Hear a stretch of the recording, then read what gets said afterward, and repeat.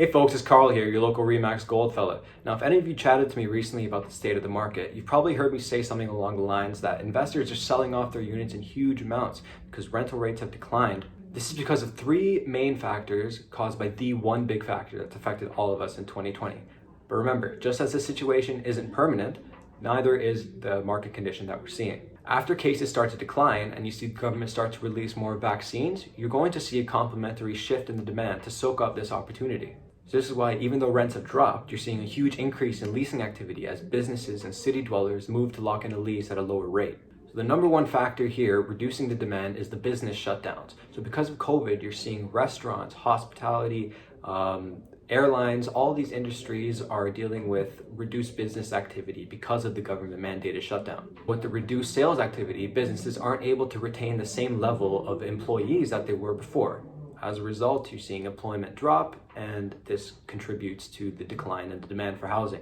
The second reason is that with employees that still do have a job staying from home instead of working from their offices, you're seeing all the daytime businesses like restaurants, cafes, all these lunch spots and stuff like that are once again seeing their sales decline. Once again, that has that cyclical effect on them being able to retain their staff, and so the rental demand declines because people aren't able to keep up with their rent. The third factor, and this is due to a shift in preferences, is that now more than ever, people are experiencing a global shift in their interest to create a comfortable home environment that they can spend all their time and go through all their activities in that one comfortable location. Sustainability at home and comfort have really been the focus of this year, as secondary industries like home improvement, lumber, and home fitness have all seen huge increases in their sales activity. As you can imagine, this also shifts the interest from living in tight, maybe more convenient condominium situations to environments where people have more space for everything that they want to do and maybe a private yard for their kids and things like that.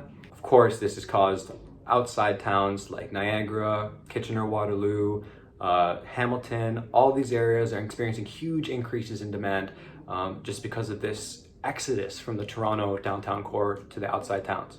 Now, if you recall, prior to COVID, the biggest situation with the Canadian housing market was the lack of supply. Inventory was short.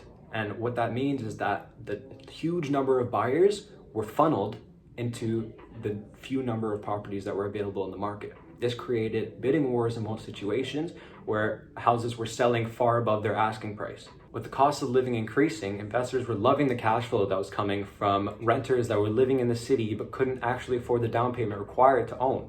Any young person who wanted to start their family had to pack up their stuff and move an hour out of town if they wanted any chance at making their home for themselves. But what you're seeing now is a type of forced correction in the market, which, if you ask me, is exactly what we've been waiting for. I myself couldn't pass up the opportunity, and I wanted to make sure that everyone I know is aware that if you ever wanted to live in the city, now is the time. Because moving after COVID, it's just going to be another non-stop, highly competitive stairway to heaven, pretty much. That doesn't look like it's ever going to stop. And that being said, if you know anyone that's curious about this beast of a market and would benefit by talking to a professional like me who would know what's going on, feel free to reach out to me or any of the other GoldFellas directly in my email, cell, or on any social media platform. Things are changing very quickly, but we have you covered.